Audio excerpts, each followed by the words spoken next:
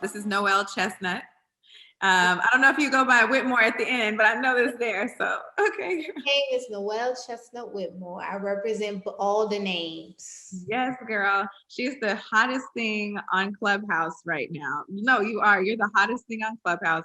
Everyone is talking about you because you did the musical of The Lion King on Clubhouse, the new app.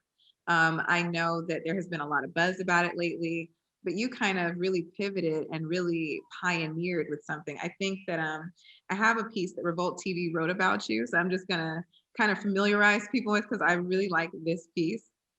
When you did your musical, you did it complete with a 40-member cast. You had live instruments. You had a choir that was orchestrated. You had the little imagery, the little like Lion King, like Simba and everything was matching the circles. And you directed this and produced this. And I just want to know, first of all, where did this idea come from? Where did that come? Because that's amazing to me. I haven't seen anything else like that, audio wise on social media. Again, the magic that happens on Clubhouse. So randomly, so I have to give you the full story of like, cause like I can't, if I give you that part, it doesn't, it lines up with what happened. So basically, I got on the app for the first time September 9th after having a conversation with my friend Thurs about not being inspired and just like, I used to work at a company called Golden Voice that produces festivals like Coachella and Stagecoach and all these things. And obviously, with the state of live, like I got furloughed because we don't know for the foreseeable future when a festival or a concert is going to happen. So I got furloughed in July, and I was like, I needed the break. I wasn't mad about the break because I'm like, oh my gosh, I haven't had a break in forever. And my 2020 was going to be an insane festival year. So I was like, whoo, break. But after time went by, I'm like, okay, I'm not inspired. I don't want to just wake up, lay down, watch television, wake up. Like that's not what I want my life to look like for the foreseeable future. So I was just not feeling inspired at all. And I was on the phone with my friend Thurs, and he was like, yo, have you heard about Clubhouse? And I'm like, what the hell is Clubhouse? What's that? So I did my research. So this is relatively early. Clubhouse launched in April. So like I'm on there doing my research. So there's an article. I'm like, okay, cool. I found the website. I'm one of the rare people who is not nominated by. There's like a few of them. Like I'm not nominated by anybody. I just found the app, put in my information, and I got added to the app later on that evening. So my first week, I found Bumani, who was the old app icon from this past month. Literally, it's Axel now, but prior to that, it was Bumani.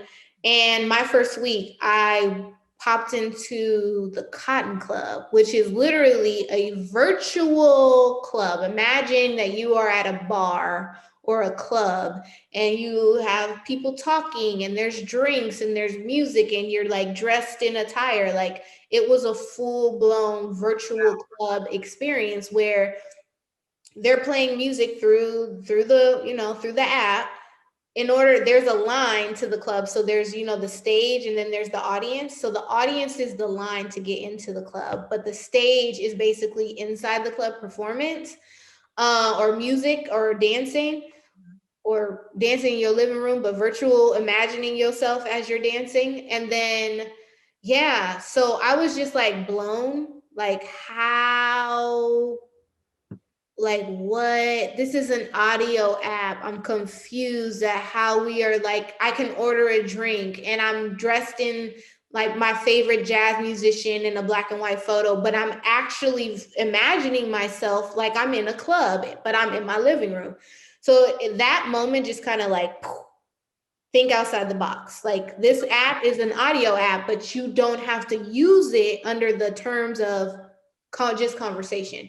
Yeah. So I have an organization called More in Music that I usually host panel discussions in partnership with the Grammy Museum in LA. Same thing, because of COVID, couldn't do it. And I honestly didn't want to keep up with the Joneses of like, oversaturation of the market of panel discussions that happened on Twitch and Instagram Live and all that stuff. Like, I'm like, okay, cool. I'm gonna just chill. So I ended up organically, because I'm like, oh man, this feels like what we've developed in person with More Music. So I started doing my More Music conversations on there.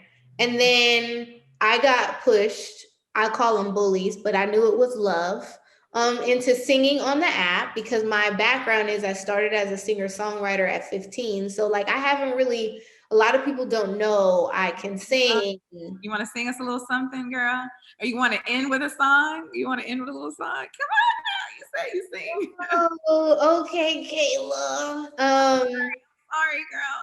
I'll do a little something, but a tornado flew around my room before you came. Excuse the mess it made. It usually doesn't rain in Southern California, much like Arizona. Yes. My eyes don't shed tears before they fall, but you get it. Oh, So girl. like I started there. I started playing the piano, writing my own songs at 15, 16, and like decided to not do that anymore. For a number of different reasons. I'm not gonna go into that today.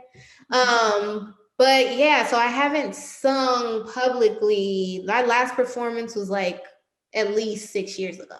At least 6 years ago. So I got pushed, because when you tell your friends that you sing, they be like, go girl, do it, do it, do it. Listen to Do me. it. Just do it. So I sang for the first time on the app with Bumani and Damo and like a couple of my friends. And then that's kind of how this whole me being involved in the jam sessions. Bumani had started the first jam session on the app. After getting pushed by my friends to sing in a smaller social room, ended up joining him and started singing on the app on a more regular basis. From that moment, we found Cam De La, who's an amazing musician, and Cam joined, Cam is a part of the production team as well that was responsible. He was one of the musical directors with Bumani to do all the musical components of what would be The Lion King. And obviously Bumani and I already connected, but Bumani was the lead on all musical productions for Lion King. So it's us three. Nice. And then Leland is in this, and Leland was the vocal double for Simba. He wasn't at the time, but we told him, like, just so you know, you doing this. I know you don't know this, but we're telling you you're doing this. And then randomly, through this thing, Bumani and Chris Boogie is the reason why I did this. So Chris randomly pops into this room because he and Bumani had already connected, and came into his room, raised his hand. We're all singing cool, whatever. And he was like, yo, yo, yo. And I was like, bruh, like your voice is like insane. Like your voice is insane, because Chris literally sounds like James Earl Jones. And anybody who's ever heard James Earl Jones know that James Earl Jones's voice is very unique. Very, very unique. So my crazy self asked this man to read Green Eggs and Ham. And he did it. And it turned into, it was a thing, like, okay, cool, like your voice is amazing, Green Eggs and Ham, cool, he did it. And that was the moment. Fast track. I meet Miles, because I do a Noelle plus Noelle room, because I tried to bait all the Noelles on the app, because I've never seen this many Noelles on a platform. I'm usually used to being the only Noelle. So I tried to bait all the Noelles in, and I meet Noelle Braham, who introduced us to Miles Greer. Miles Greer plays Simba in Lion King in the future. So Miles and I are connecting. So here we are. I start another room. It's me, it's Miles, it's Cam, it's Leland, it's Bumani, right? And there's a bunch of other people, but just as it pertains to Lion King, it's those 5 people. We're singing, we're doing our thing. This random Leland in one of the rooms, I don't remember exactly, created this graphic of baby Bumani on Simba's head with Rafiki raised in the air, right? So that photo, Chris pops into the room. I'm like, oh my gosh, you guys need to hear this guy's voice. Chris comes in, I ask him to read Green Eggs for the second time. He does it for the second time. And then Leland's photo of Bumani comes in, and I'm like, ooh, you should read something from Lion King. Can you read something from Lion King? Wow. And then from that, Chris is like, well, I'll only do it. He's gonna hate me. I'll only do it if somebody reads Simba. And Miles is like, I'll do it. Like, I'll do it. Like, I'll do it.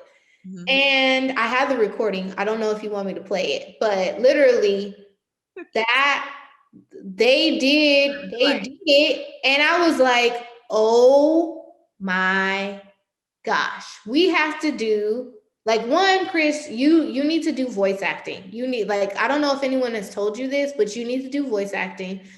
Two, we gotta do Lion King because Chris needs to know that he can do this. Like, Chris has to know that he can be a voice actor. Mm-hmm. So if that means that I have to produce Lion King so that Chris knows he can be a voice actor, then guess what? I'm producing Lion King so that Chris knows he could be a voice actor. And then it turned into, that was the initial thing. And then the rest of the team came together. And then randomly on October 31st, what would be the ideation of the PTR and voice and music all coming together, I had done a production of Thriller on Halloween. And I trolled Clubhouse by telling everybody that Drake was coming. You know how they do the welcome rooms? I did a welcome Aubrey Graham room. I'm sorry, Clubhouse. Welcome Aubrey Graham room where people thought Drake was coming on the app, but all we did was did Thriller like 10 times. Wow. But that was the first introduction to doing PTR and audio and combining all of that for a theatrical performance. So the seed had gotten planted. So when Lion King later on in November got introduced, I was like, okay, cool. I already know what we need to do in order to make this happen because I've already successfully done it on a small scale with Thriller. So then we do the audition process. Then that's how we got the rest of the 40 team. Mm-hmm. And then we disappeared, went into rehearsal, and reemerged 2 weeks later. Ready to do this thing. Ready to do Lion King.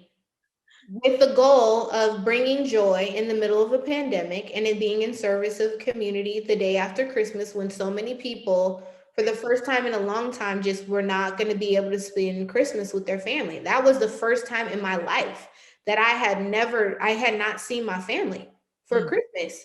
And I know I wasn't the only one. So I kept telling the team, like, yo, if we're not doing this for that purpose of bringing joy and happiness, then we are not doing it for the right reason. So I need everybody to focus on that. Anything else we receive after that is a bonus. Anything else we receive outside of bringing joy is a plus. Well, and a lot of pluses, girl. A lot of pluses. Man, the Clubhouse, I thought the next day I told the team, like, don't talk to me about no other productions. Just give me a pie and I'm going back to my regular scheduling life. And the first performance, we went viral and trended #2 under the NFL, under the Lions. And then before the second performance, the TMZ article broke. And I'm just like, and my life has literally not been the same since then. Now, you have been so successful in this, and this is extremely big because nothing else has been done like this before. Do you think that this is an untapped way for, people on Broadway and whatnot to reconnect with their audiences? Or do you think you're on the cutting edge? Like, I mean, seriously, nothing like this has ever been done before. Would you have get into Clubhouse or?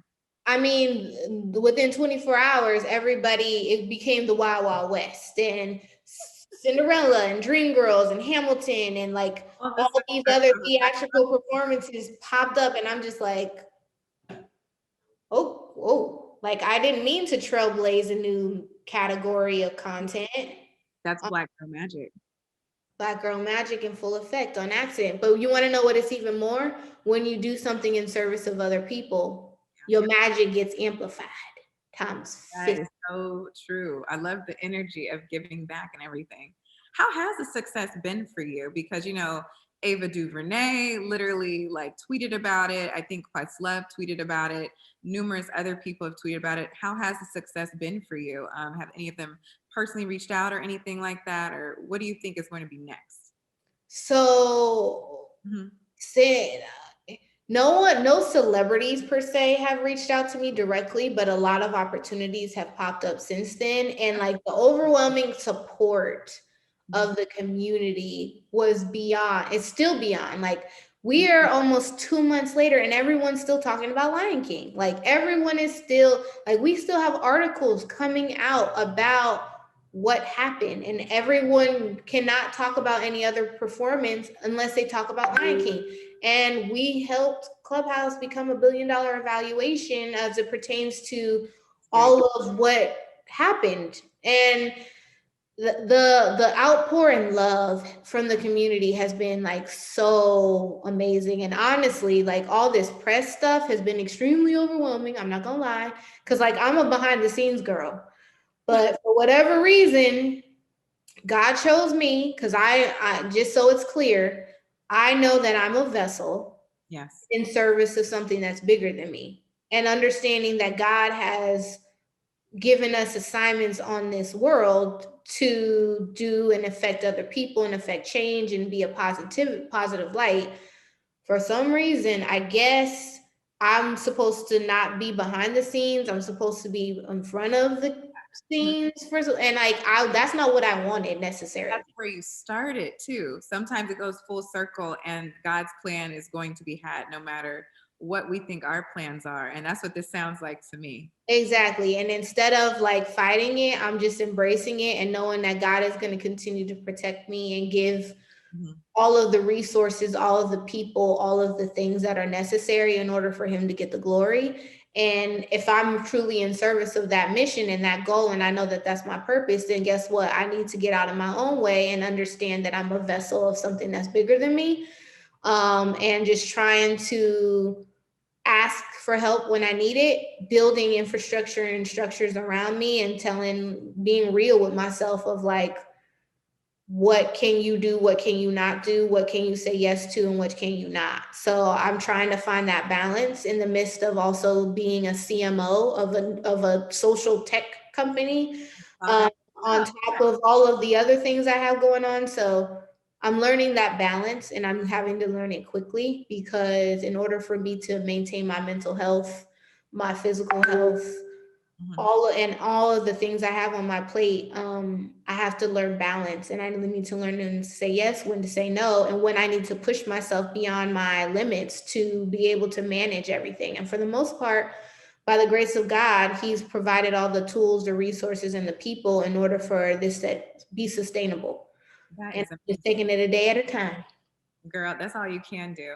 Now, apparently, I was doing research and I found you on LinkedIn because we apparently went to CISA and Cal State University at the same time. And I know, girl, I know. And I'm like, they put out some good folks, y'all. So people be talking about everything else. I'm like, yeah, but this school puts them out. What was your initial, girl, what was your initial major in school? Because I missed you. Like, I don't know how we may know this. I think we know the same people, but I missed you. So I'm like, what were you majoring in then? And how has it helped you develop into who you are now? Yeah, so I see some matador till I die. Like there's a couple of things that I will like ride for. It's where I'm from, which is Victorville, California, i.e. stand up, represent. Oh, yeah, girl, I'm from the 909 too. So hey, i.e. let's go. i.e. y'all know that you need to see Kayla and I and know that you can do it because here we are. And then CSUN, Matador, like, so when I made the decision to go to stop being an artist and pivot to music, the music business side, there was only so many places I could go. It was Berkeley, and I wasn't ready to leave and go to Massachusetts. I don't know that NYU said Berkeley. You're talking about Berkeley. Where was it at? Not UC Berkeley. No, Berkeley School of Music. So Berkeley School of Music had a music program. UC Chico State had a music industry program. Cal State Northridge had a music industry program. And I don't know if NYU did, but I was not moving to New York. Nothing against New York, sorry. But obviously, as I'm making my decisions, I'm like, okay, go to the Bay or go to the Valley. That is literally 20 to 30 minutes from the hub. Los Angeles is the hub. So it was not a hard decision to go to CSUN and go be a part of their music industry studies program. So I was a music industry studies major and a Pan-African studies minor. I was 6 units short of being a Pan-African studies double major, but I'm like, I'm getting out this school. I'm not doing no more school. So this minor gonna have to do. But yeah, Cal State Northridge, music industry studies major, Pan-African studies minor. I was there from 2007 to 2012. We graduated the same year, girl, but somehow that school's huge. That is huge. We miss each other, but it's okay. I went into journalism, so we're in the same area, but somehow so Yeah. many people being successful, we just missed each other. Yeah. So what do you see yourself doing in the next 10 years? Like, where do you see yourself going? If you could project yourself and say, you know, I'm following God and riding this wave, but ultimately, God, I wish that you could place me here. Where is here for you? Here in the next 10 years is a couple of things. So here is a family, a building a legacy and building partnership with someone that is going to allow for long-term legacy building. Like I'm about building generational wealth. I'm about building Girl. legacy. Like this is, but legacy not just for my family, not just for my immediate family, not just for the Chesnut-Whitmore family, not just for that. It's like for my people, Black people, and for the world, really. Which I know that's like kind of far-fetched, but based on God has continuously been showing me like, no, it's not that far-fetched. Like Lion King and it's what is the impact is not that far-fetched. Like people are like, how did you do that? Well, God helped me do it. So understanding that God is gonna help me with anything that I do as long as I seek him, I'm good. So it means family, it means generational wealth, it means so looking at the different things that I'm working on, it means artists, supporting artists and my passion for music and supporting artists on their career. I'm co-managing an amazing artist by the name of So Candy with my amazing business partner Hustle. So allowing her to and scaling her to be the next biggest thing in fitness and music. And so that's that. And like, but also after continuing to see her success, potentially supporting other artists through a management company or a branding marketing agency potentially. And then more music is my philanthropic give back work and mentorship programs, scholarships, and really building a system that allows for social equity and impact and just support of people within the music industry infrastructure, but also creating accessibility for anyone who does not know about a career in the music industry and letting them know that you can be anything behind the scenes of music as well as forward facing. Because a lot of what I'm realizing in my time that I've spent in the music business is a lot of us aren't exposed to the behind the scenes until much later. So imagine if you're 7 and you know you can do what you do now, how will that change the trajectory of your career? Oh, yes, girl. Yes. So I agree with you on that one. There's so many options. yeah, so in the next 10 years, more music becoming a global organization that has multiple chapters that are supporting communities across the music field, but also with a super hyper emphasis on children and communities of color that don't have access to music business insights and access to people that on that scale. So it's that. And then obviously I am the CMO of a music tech startup called GeoJam. So helping build and scale GeoJam, and that being this in the same sense of the word of like the Instagrams and like you use music and experiencing music together and as the thing that connects us globally. So helping to build that and either being involved in that still or seeing the success of that and being like, man, look at what we did. And then let's see, there's like, I can't keep track of like continuing to do productions of like what I've done with Lion King, and continuing, like I was blessed to have Netflix call me and help produce a conversation with Zendaya for Malcolm and Marie. So like continuing to be creative, but also empowering creatives to continue to be creative. So like I think in the next 10 years, it's me being able to dabble into things that move me. And honestly, the philanthropy, the philanthropic activist, like, so like what I had shared with you today, like that is a core of who I am. And I need to explore that more of like, why am I moved so quickly when people need me? Like when people are in need. So like, I think in the next 10 years, I'm also probably going to step really into my activist voice and organizing voice and rallying people in entertainment to be in service of the people and leveraging my resources and companies and talent to organize them and activate them in a way that creates equity and fairness and impact. So like I feel like I haven't fully dived into that, but I know in my future, because it just keeps happening, we'll see what that looks like as a physical manifestation. But I know for a fact I am supposed to be in the humanitarian space. What we'll see what that looks like and how it manifests under all of the things that I'm building and God has allowed to have under my purview of Noelle Chesnut Whitmore. I love that. Well, I am here to support you as a fellow Black woman in the entertainment industry. I know it is very hard for us sometimes, very difficult to push through these ceilings. But I just wanted to end with one more question, because you led me on this humanitarian path and wanting to inspire those that look like us. If there was one thing you could tell the world about Black people, what would it be that you don't think they know enough about with us? What would be that message? Because I think we're in a phase of the world where people are almost rediscovering how great Blackness is and what that means to us, and not being afraid of things they don't know about. So, what would you tell them about our culture, since that's something that you want to be an activist for and to continue to push our culture forward in a positive way? The world doesn't move without Black people, period. Period. Like, period. And if you're being honest with yourself, Black people being honest with yourself, other communities and cultures, if you're being really honest, you know that the world doesn't move without the contributions of Black people. The world doesn't move without the contributions of everyone.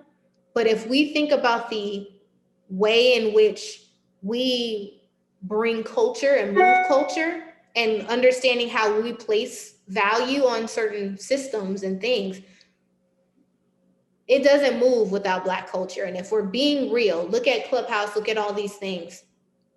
We take things and we blow it up, right? And a lot of that is because of the way in which we have had to survive. We know how to make stuff happen with little to nothing. We know how to be creative. We know how to be resourceful. We know how to move. And our hearts are in service for the most part of good for our people and for other people. We are at the bottom, especially Black women. We are at the bottom of the hierarchy as it pertains to access, as it pertains to resources, as it pertains to, we were unfortunately born into, we can't choose the skin we were in. God birthed us who we are, but the systems in which we were born in are not necessarily in our favor. Sure, we are doing the work to be like, hell nah, I don't give a damn what you say. I'm coming in hot and heavy, and you about to hear my voice. That's how that, if you look at our contribution and how we've shown up in this world, Black people are like, hell nah. So you gonna either get put your foot burned to this fire, or you gonna hear me. You choose. So in this situation, it's like, Black people, know your power. Don't let nobody define you. You know what you do. You know what you contribute. If anyone tries to tell you that you don't contribute things that are of impact, they're lying to you. And if any other person who is not Black tries to say that, you're lying to them, period. So it's not about a division thing. It's about, I can be both. I can be proud American and I can also be proud Black. And unfortunately, sometimes people want us to choose. I can't be both. No, I'm both. I'm Black first, always. Because I couldn't choose that. I'm a Black woman, always, always. Whether these companies change, my title changes. I'm Black and a woman, always. Always. So always. And there's nothing I'm going to do to change that. So therefore, because that's intrinsically who I am, and that's intrinsically who we are, whoever it is, support. What side of history do you want to be on? You want to be on the right side or the left side? And the right side is doing right by the people, all people. It's not just Black people. Are you going to be on the right side of history? Are you going to do what's right based off of what you know is right? Or are you going to be on the wrong side and be a part of systems that are not in service of unifying, creating fairness, and greed? It's that simple. There's enough money, there's enough resources, and there's not. God created this earth for all of us. If his initial intent was not for all of us to have enough and provide for everything that we need, then why would he have put us here? It's things like that that I'm thinking of. Like, there has to be enough resources for all of us. So there's some fear there of like, I have to protect mine. We need to get out the protect mine mentality and understand the mind is all of us. Absolutely. And there's enough for all of us. So stop being greedy and be kind. That is so powerful, girl. Well, Noelle, thank you so much. I had to talk to you for a second to get you to just give me a little insight, because I'm intrigued and I'm interested. As a creator myself, I admire you. I admire the work that you're doing. I want to let you know that it means something and it's saying something, as I'm producing different projects and doing things, that I see you, girl, and I am here to support you, and other people see it. And I think it's important for them to get to meet and greet other people like yourself. Even in the times that we're in. I mean, look at us. Like, Here we are. can't go nowhere, but things are getting done. And so that's important. And so I just want to say thank you, and thank you for spending time with me. So Well, here's what I'll say to you, Kayla. I know that I'm sad that we missed each other through our time at CSUN, but again, in the service of God puts people in your time and in your corner when you're supposed to. And yeah, it was divine for you and I to connect. So I'm honored and I'm grateful to share space with you. I am so excited about everything that you have going on. Keep killing it, sis. Black girl magic all day. And I'm so glad to be connected, and I'm honored to be here. So thank you for reaching out to me. It's still crazy in my mind that like, this is like, what, y'all want to talk to me? But not that crazy in the sense of like, I'm confident and I know that, but it's just like overwhelming sometimes. So thank you for reaching out to me and utilizing your platform to amplify my voice. So I appreciate you. I love it. And I can't wait to share it with you, and you can share it with whoever you want to share it with. And we will chat soon. I will stay in touch with you. I'm serious. I'm going to stay in touch with you. So Yeah.